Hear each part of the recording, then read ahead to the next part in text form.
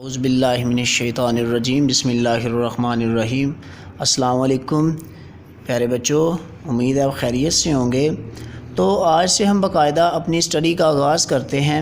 تو آج ہمارا جو ہے نا لیکچر نمبر 1 ہوگا۔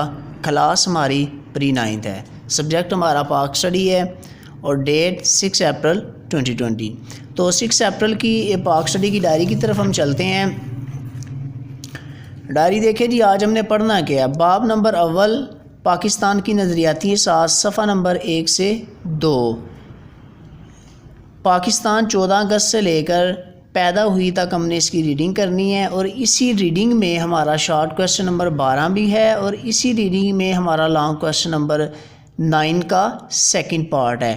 تو اب ہم باقاعدہ اس کی ریڈنگ کی طرف چلتے ہیں۔ پاکستان 14 اگست 1947 کو وجود میں آیا۔ 20ویں صدی میں بہت سی قوموں کو آزادی نصیب ہوئی اور کئی آزاد اور خود مختار مملکتیں دنیا کے نقشے پر ابھریں۔ پاکستان بھی انہی میں سے ایک ہے، لیکن پاکستان کی بنیاد بالکل منفرد اور جدا گانہ تھی۔ بیشتر ممالک نسل، زبان اور علاقے کی بنیاد پر تخلیق ہوئے۔ پاکستان واحد ملک ہے جو ایک مضبوط نظریے کے سبب وجود میں آیا۔ پاکستان کے نظریے کی اساس دین اسلام ہے، جو مسلمانوں کی زندگی کے تمام شعبوں میں رہنمائی کرتا ہے۔ اسلامی نظام حیات انسانی زندگی کے تمام پہلوؤں کا احاطہ کرتا ہے۔ یہ معاشرتی، اخلاقی، سیاسی، مذہبی اور معاشی، دیکھیں جی، معاشرتی ہمارے معاشرے کو کہتے ہیں، اخلاقی جو ہماری بول چال ہوتا ہے، رہن سہن ہوتا ہے، سیاسی جو ہماری سیاسیات ہوتی ہیں، مذہبی جو ہم جس مذہب کے ہیں اس سے ریلیٹڈ، اور معاشی کہتے ہیں روپے پیسے کو۔ ان تمام شعبوں کے حوالے سے بنیادی اصولوں کا حامل ہے۔ اسلامی نظام قرآن پاک اور حضور نبی اکرم صلی اللہ علیہ وسلم کی سنت اور احادیث پر استوار ہے۔ یہی نظام پاکستان کی بنیاد قرار پایا۔ یہ جو ہم نے پڑھا ہے، یہ دنیا میں جتنی بھی قومیں آزادی ہوئی ہیں، ہر ایک کا کوئی نہ کوئی مقصد تھا، لیکن پاکستان کا مقصد صرف اور صرف اسلام تھا۔ اس لیے پاکستان کا بنیادی مقصد کا جو نعرہ ہے وہ ہے لا الہ الا اللہ۔ اور اس کے بعد ہے جی آئیڈیالوجی، یعنی کہ نظریہ۔ لفظ نظریہ کو انگریزی زبان میں آئیڈیالوجی کہا جاتا ہے۔ نظریے سے مراد ایسا ضابطہ یا پروگرام ہے جس کی بنیاد فلسفہ و تفکر پر رکھی گئی ہو اور انسانی زندگی کے مختلف پہلوؤں، مثلا سیاسی، معاشرتی اور تہذیبی مسائل کے حل کے لیے کوئی منصوبہ بنایا گیا ہو۔ اس کو ہم نظریہ کہتے ہیں۔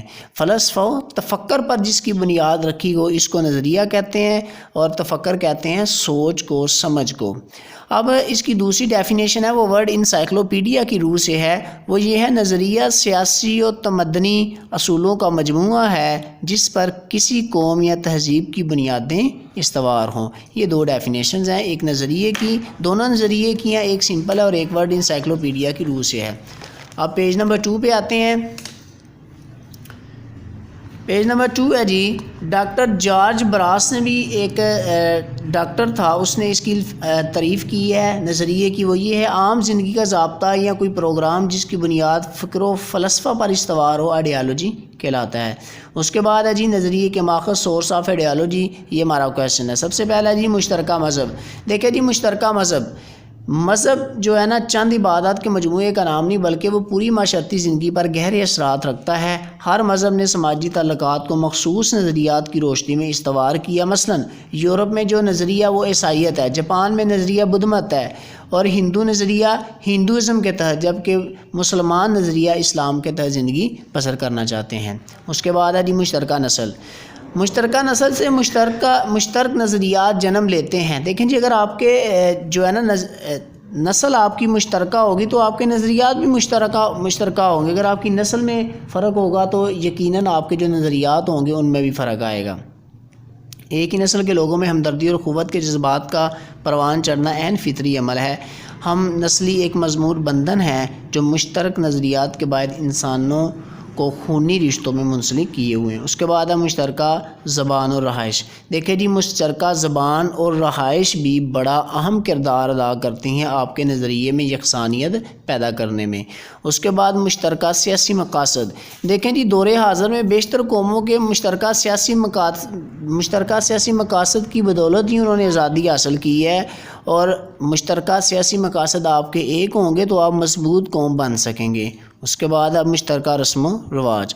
ہر دور میں نظریات کی تشکیل میں مشترکہ رسم و رواج کا بڑا عمل دخل رہا ہے۔ مشترکہ رسم و رواج کی وجہ سے لوگوں میں ثقافتی فکری اعتبار سے نظریاتی ہم آہنگی پیدا ہوتی ہے۔ مشترکہ رسم و رواج، اس کے بعد جی یہاں تک ہماری ریڈنگ ہے، اور اس ریڈنگ میں سے ہی ہمارا ایک شارٹ کویسچن تھا، شارٹ کویسچن نمبر 12، نظریے سے کیا مراد ہے؟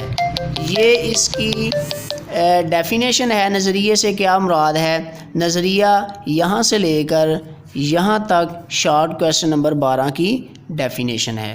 اور ہمارا ایک لانگ کویسچن نمبر 9 بھی تھا، 9 ہے، اور اس کا سیکنڈ پارٹ ہے نظریے کے ماخذ اور اس کی اہمیت۔ یہ ہمارا لانگ کویسچن سٹارٹ ہو رہا ہے یہاں سے، نظریے کے ماخذ یہاں سے لے کر یہاں تک ہم نے اس کی ماخذ کی ہیں۔ نیکسٹ جو اس کی اہمیت ہوگی وہ انشاءاللہ ہم نیکسٹ لیکچر میں پڑھیں گے۔ نیکسٹ لیکچر کے لیے اجازت دیجیے، خدا حافظ۔